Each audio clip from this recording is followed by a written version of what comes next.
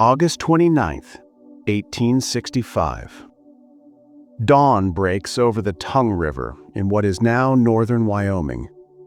In a sheltered oxbow of the river, an Arapaho village of around 500 people is coming to life. Led by chiefs Black Bear and an elder known as Old David, the community is in the midst of a familiar ritual, packing their lodges and belongings to move camp, following the rhythms of the seasons and the buffalo herds that sustain them. The scene is one of domestic routine. Children playing among the tipis, the air filled with the scent of morning cookfires. But just beyond the ridgeline, another group is moving with a different purpose. They have marched through the darkness, driven by a singular, brutal objective. This is the hand-picked flying column of Brigadier General Patrick Edward Connor. 200 of his most mobile cavalrymen, supported by nearly 80 Pawnee, Omaha, and Winnebago scouts, and guided by the most famous mountain man on the frontier, Jim Bridger. They are the tip of a spear aimed at the heart of the Plains tribes. This was no chance encounter. It was the deliberate, violent climax of one of the largest, most expensive, and ultimately most calamitous military campaigns of the American West, the Powder River Expedition of 1865.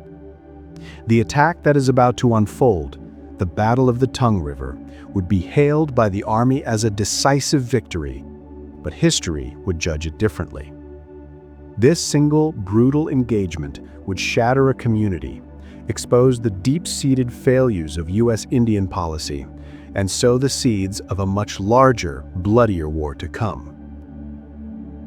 In the mid-19th century, the Powder River country was the last great sanctuary for the nomadic peoples of the northern plains. For the Arapaho and their close allies, the Cheyenne and Lakota Sioux, this was their heartland.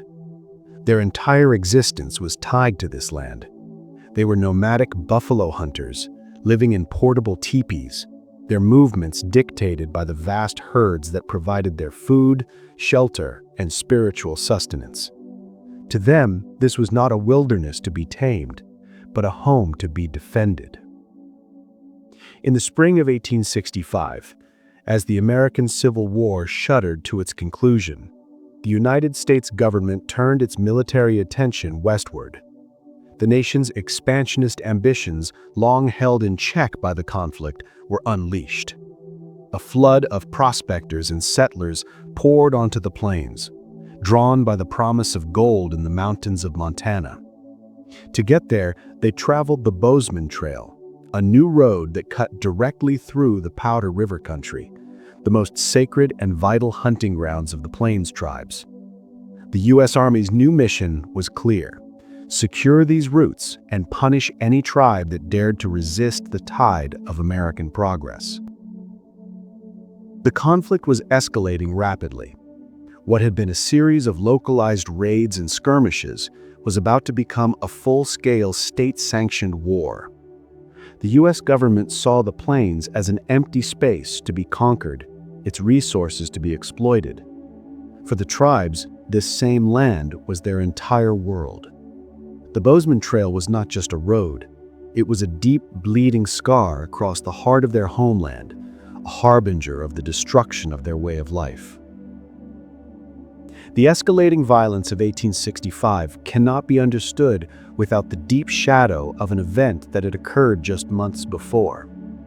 On November 29, 1864, a force of Colorado volunteers under Colonel John Chivington fell upon a peaceful village of Cheyenne and Arapaho camped on Sand Creek. The village was flying an American flag and a white flag of truce, believing they were under the protection of the U.S. Army. It made no difference. Chivington's men slaughtered nearly 200 people, the vast majority of whom were women, children, and the elderly. The Sand Creek Massacre was an act of such profound betrayal and brutality that it shattered any remaining hope for a negotiated peace. It proved to the tribes that even non-resistance could be met with annihilation. Enraged survivors and their allies fled north into the Powder River country, their stories of the massacre spreading like wildfire.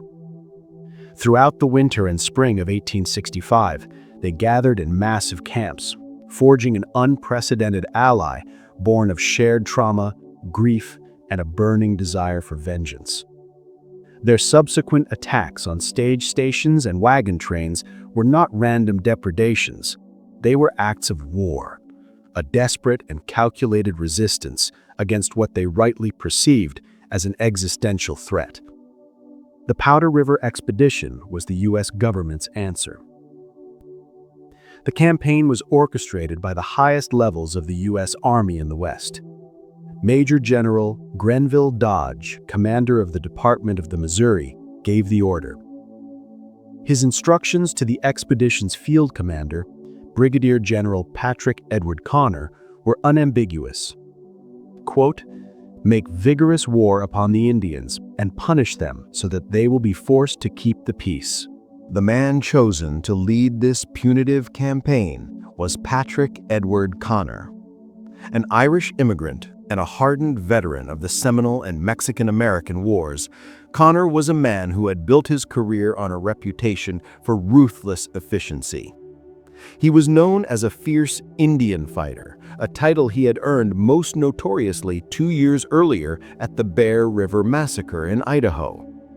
There, on a frigid January morning in 1863, his troops had surrounded a Shoshone village and systematically killed over 250 people, including at least 90 women and children. Connor was chosen for the Powder River Command precisely because of this history. He was a man who would not flinch from the brutal work the government wanted done.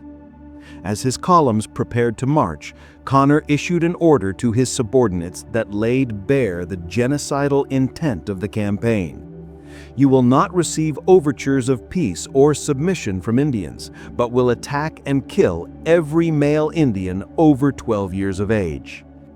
His superiors, Generals Pope and Dodge, were appalled, calling the order atrocious and attempting to overcommand it. But their message would arrive too late to matter. Connor's intent was set, and it would guide the actions of his soldiers on the banks of the Tongue River. The plan was ambitious, a classic military pincer movement designed to trap and crush the tribes between 3 converging columns totaling over 2,500 men. But it was a European-style strategy imposed on a vast, hostile, and largely unknown landscape. The Army's leadership fundamentally misunderstood the challenges they faced. The entire expedition was a logistical nightmare from its inception. The columns were plagued by bad planning and critically inadequate supplies. Cole's eastern column left Omaha with only 60 days of rations for a campaign in a land with no hope of resupply. The soldiers themselves were mostly Civil War volunteers who, with the war over, were weary, mutinous, and desperate to go home, not to embark on a punishing frontier campaign. The Army was fighting the unforgiving environment of the Northern Plains as much as it was fighting the tribes. The expedition's failure was not accidental. It was systemic, born of an arrogant underestimation of both the land and its people. While Connor's column would find its target, the other 2/3 of his army would march toward their own slow-motion disaster. The Arapaho village on the Tongue River was led by Chief Black Bear and the elder Old David. It was a community of about 500 people, but on this particular day it was dangerously vulnerable. A large portion of its warriors, and possibly Black Bear himself, were away on a raid against their traditional enemies, the Crow, along the Bighorn River. The village was populated primarily by old men, women, and children. It was, for General Connor, the perfect target. On August 28th, from his camp on Prairie Dog Creek, Connor's guide Jim Bridger saw what he was looking for, the faint smudge of smoke on the distant horizon betraying the location of an Indian village. Connor acted with lightning speed. He immediately assembled his striking force. 200 of his most mobile cavalrymen, supported by nearly 80 Pawnee, Omaha, and Winnebago scouts, and guided by the most famous mountain man on the frontier, Jim Bridger. They are the tip of a spear aimed at the heart of the Plains tribes. Around 8 o'clock in the morning, the trap was sprung. Connor's troops stormed out of a draw and charged the village, achieving complete and devastating surprise. The Arapaho were in the process of packing their tipis, utterly unprepared for an assault. The two mountain howitzers began to roar, their shells tearing through the hide lodges and adding to the terror and confusion. In the ensuing melee, soldiers fired indiscriminately into the village. Women and children fell alongside the few warriors who scrambled to mount a defense. It was a scene of chaos and slaughter, the direct and bloody fulfillment of Connor's brutal orders. The few remaining Arapaho warriors fought with incredible bravery, staging a desperate rearguard action. They retreated for 10 miles up a small tributary called Wolf Creek, fighting every step of the way to buy time for their families to escape into the hills. While Connor and a small detachment of 30 men gave chase, the majority of his soldiers remained behind to carry out the second phase of the attack, the complete annihilation of the village. They systematically looted and then burned everything. An estimated 250 lodges were destroyed. They piled up and set fire to the tribe's entire winter food supply, countless buffalo robes, valuable furs, and irreplaceable cultural and personal items.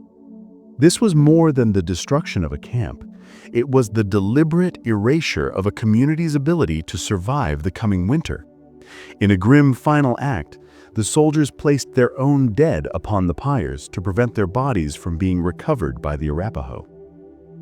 The surviving Arapaho warriors, though heavily outnumbered, regrouped and launched a furious counterattack.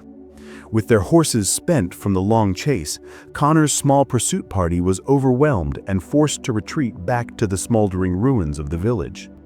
The Arapaho harassed the soldiers from the hills, fighting to reclaim their captured horse herd as the troops finally began their withdrawal around 2:30 that afternoon.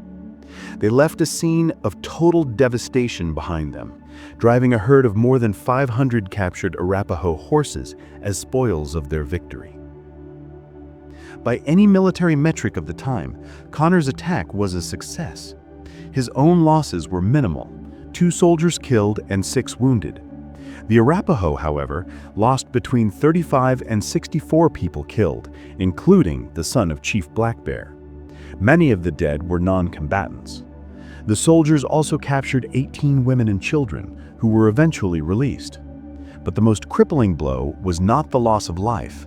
It was the loss of everything else: their homes, their winter food supply, and their vast horse herd, the very foundation of their nomadic existence and their ability to hunt and survive on the plains. To truly understand the context of Connor's victory, one must look at what was happening to the rest of his expedition.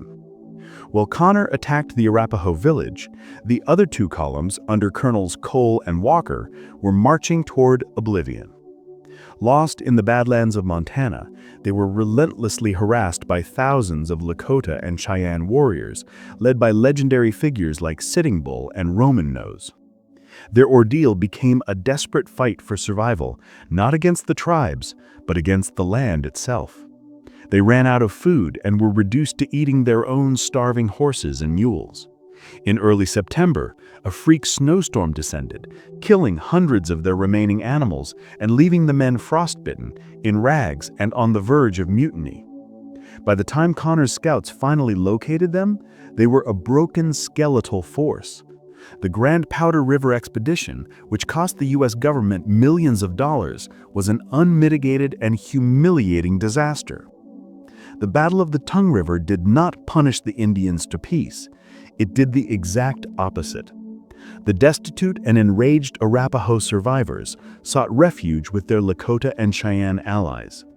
Their story of the unprovoked attack on their village became a rallying cry, hardening the resolve of the allied tribes and extinguishing any lingering thoughts of peace.